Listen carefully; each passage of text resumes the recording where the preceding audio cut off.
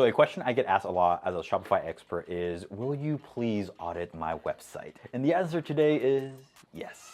In the past year, we've helped over 250 clothing brands boost their success, adding more than 10 million in extra revenue, and we achieved this through top-notch website optimization, smart ad strategies, and powerful email marketing. If you're new here, my name is Christian Piñon. My business partner is Aaron Pearson, and we release 2 new videos every single week. Aaron dives deep into the marketing strategies while I focus on mastering Shopify. So today we're gonna take a closer look at some of y'all's websites, right? This is actually pretty exciting. This has been a long time coming, and we have some websites here that we're going to review from some of you awesome subscribers. Now, if you are watching this video right now and you're like, hey, I want my website audited, then comment down below that you want your website audited and just give us the link or give us the Instagram link, whatever link you wanna give us. We'll find you, we'll find your website.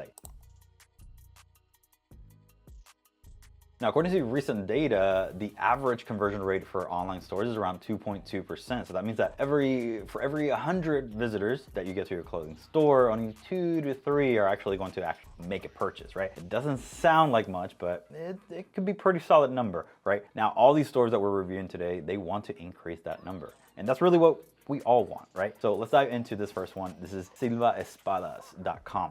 Now, right from the get-go, I wasn't even here 0.1 second and I got this pop-up already. Get 10% off your order. I don't know you. I don't know you, silvaespadas.com. Sorry. And I'm not gonna put my email right here because I don't know you. I don't even know what the product is all about. And that is probably gonna be the experience for a lot of people who, I don't know, they may see a organic post on Instagram and they may click on like, hey, let me find out more about this brand, and the first thing that shows up is this pop-up. Probably not good. I would wait just a little bit for this initial pop-up, or if you have a homepage that has a little bit of a scroll, then wait till I'm familiar with what your offer, what your products are, and maybe towards, somewhere 30, 40, 50% down the page, then you show me this pop-up with some more information. Additionally, I would not just keep this one pop-up, I would have multiple pop-ups showing throughout my store. So, okay, yeah, right from the get-go, there's a couple things in here that are already not looking good, not looking super sharp. So one thing for sure, and this is something that I always bring up more so on the mobile side of things, but it's gonna be these floating bubbles, floating icons that you have,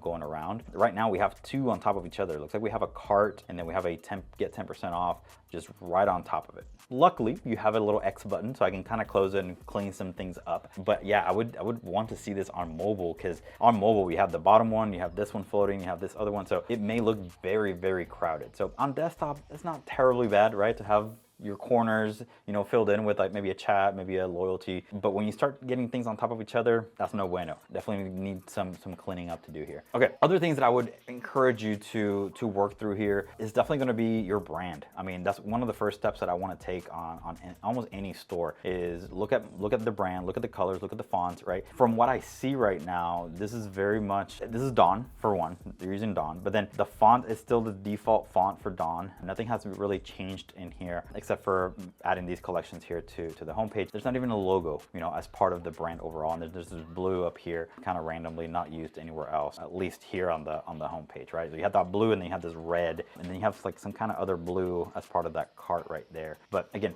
there's no consistency. It doesn't look very inviting to me. So that's why, like, one of the first things, like, get your logo in place, figure out your font, figure out your colors, and start building this homepage a little bit better. Just because you have a very limited amount of products, that doesn't mean that your homepage should just have your product and that's it. Your homepage is going to be that welcome, that invitation, that business card, right, if you will. Like, from a business card, you should be able to tell who you are, what you offer, what you do, when you do it, right? Like, this is what's lacking from this homepage right here. Let's just go into one of these product pages and just kind of see what we have in here. I'm not going to do a full dive deep into all of these themes, but I'm going to give you, again, my honest opinion, my thoughts on some of the things that are, to me, like, most outstanding things that I see. Hey, this is awesome. This is awesome. We have reviews set up in place here, and you actually have a verified customer review on this product page, which is awesome. But again, yeah, this is still bare bones, bare minimum. I still want you to, again, increase that 1%.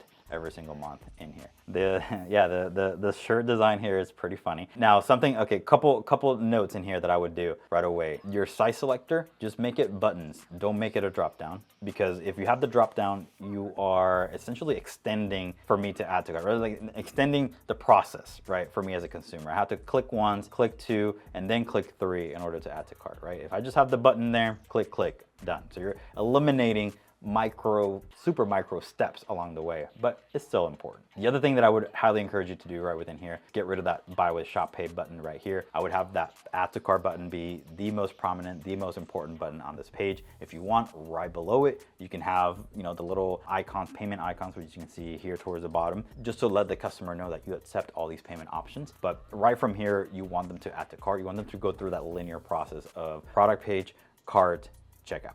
All right, let's go to our next store here. This is Divalo. This actually looks very nice. This is already just looking at this, and sure, you have a video, which is not the greatest, you know, to have on the homepage, but it's still, you know, it looks nice. I can already get a sense for, wow, this looks high quality. This looks like they actually recorded these videos and all this as part of, you know, this homepage and this hero section. So as you can see, they have a logo, the colors. I mean, obviously there's no colors technically. It's just a very much black and white type of colors, but at a glance, this just looks a lot nicer, right? It looks well put together. Even something like as this right here, your bottom footer navigation has our story, sustainability, terms and conditions, privacy policy, shipping and returns. Just having those legal pages, just having your company pages, your sustainability pages in here, that alone right there is a little bit of a trust factor here. The other thing is that they're doing is the trust badges that we always talk about, right? This trust badge section, which should be tied to your footer. They're doing a great job with this. Now, I will say the secure payment ones is probably the weakest one out of the three here. I like that you're highlighting the free express shipping over 150, the free returns. Those are all great, but the secure payments is the one that's kind of iffy. Like everyone has secure payment nowadays, and it's really not anything different from the next store. So even changing that or tweaking it to maybe you offer Klarna or Afterpay, right, as a payment solution, like that could be something that I would put in here and I would talk about. I like that you're doing also here towards the bottom for the email to receive 10% off your first order. Just very simple, very straightforward, but something that I don't see, I guess if I click on sign up, okay, that's where I get that. It just seems like an extra step. So a lot of stores nowadays just have the bar right there, put the email, sign up, you're done with it. Instead of, yeah, that opens up the pop-up again. Now, something that I will talk about and I talk about a lot is this, ship to the United States, right? And I think this previous store also had it too. Yeah, like you have like all the countries in here: Belgium, Bolivia, Brazil, Chad. You don't need to include that if you are not going to send items to those countries. Just get rid of that feature. It's just a little check mark on your header and your footer. Just get rid of it, right? Especially if you're just starting out. And again, I'm more speaking to maybe American brands who are just starting out. They're trying to figure things out and they're like, oh, no, yeah, we ship worldwide. We're a worldwide company. It's like, not really. Like, you need to first figure out the US market and figure out if your product is actually gonna, be something that people are interested in. And then sure, you can expand. But just because Shopify gives you the option, like, I don't think you should necessarily take it right from the get-go. So getting rid of those drop downs for United States and all these countries, like, never even gonna sell to, like, it's not worth your time. It's also just slowing down your website. Cool, let me just look at the product page here too, just to see if there's anything here to improve. This looks very sleek, very simple. You already know what I'm gonna say, like, there's no reviews, man. We need to get some social proof in here. I would definitely highly suggest to get some social proof, especially if, I mean, these products seem like they're like hero products, right? Like, it's not just a drop and then we move on to the next set of products. It looks like these are just good products that we're going to potentially have for a while. So I would definitely have some kind of social proof right within here. Something that I do appreciate is the size guide. This is something that we also talk about a lot. So having the size guide in here is definitely beneficial. Now, do we have information about what the model is wearing? Yes, right within here, we have information about what the model is wearing, the size, also where it's made in Romania.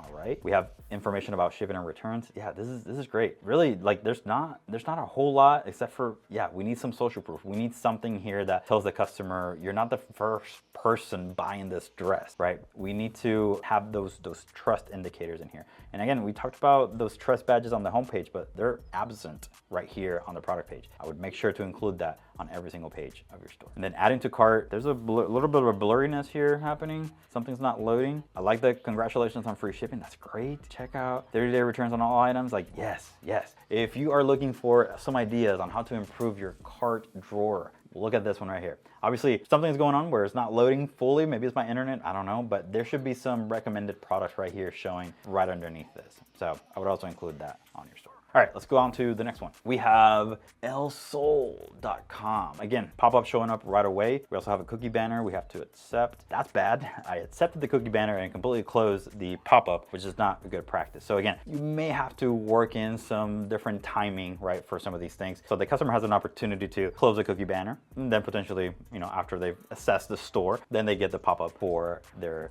email. From the get-go, this, I mean, it looks okay. Something that I personally don't recommend is having anything scrolling right now from just looking at the homepage right here. There may be something, you know, some kind of scrolling section that you could do lower down on your homepage, but at a glance, you don't want to distract your customer with all these different things, all these moving parts, right? You want to be very direct, and you are being very direct, right? You have this front and center shop now button, but then you have this little thing up here, kind of like, but also look at me, right? You don't want that. You want to be more streamlined in where you're taking customers. So I like the hero banner here because it's very much like shop now and get here. But then this thing on top, you also have 3 different types of messages, right? It's not just like one thing that I want you to see. It's the free, it's the 20% off, it's these other offers. So there's multiple offers going on where people are not going to remember. They're not going to look at that. So to me, let's get rid of that. If anything, I would have just one message, and that's going to be that free shipping on all orders. Okay, now something that I think you're doing very, very well here on the homepage, best sellers and new arrivals. Look, if you are trying to highlight some products on your homepage and you don't know exactly what to do, best sellers and new arrivals. The reason why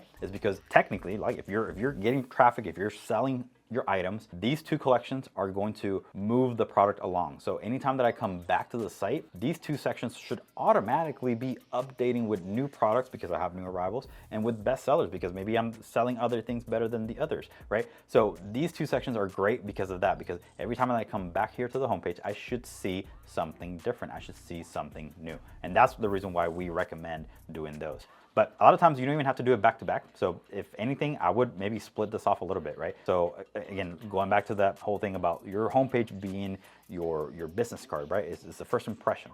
So having the banner, having the best sellers, maybe talking about the brand should be this section right here. And then moving on to some of the other products would be a good thing to do. Something that I would also just be cautious about is any huge chunks of white space, right? So we have this who we are section here, which is great. I would encourage you to talk a little bit about your brand on the homepage, but I would also encourage you to make sure that it looks good, making sure that there's no huge gaps in space like this where it may look like there's something missing or something's kind of like out of place here, right? So definitely look into those gaps within your store. But as you can see, everything else here looks very nice and very welcoming. So good thing to do.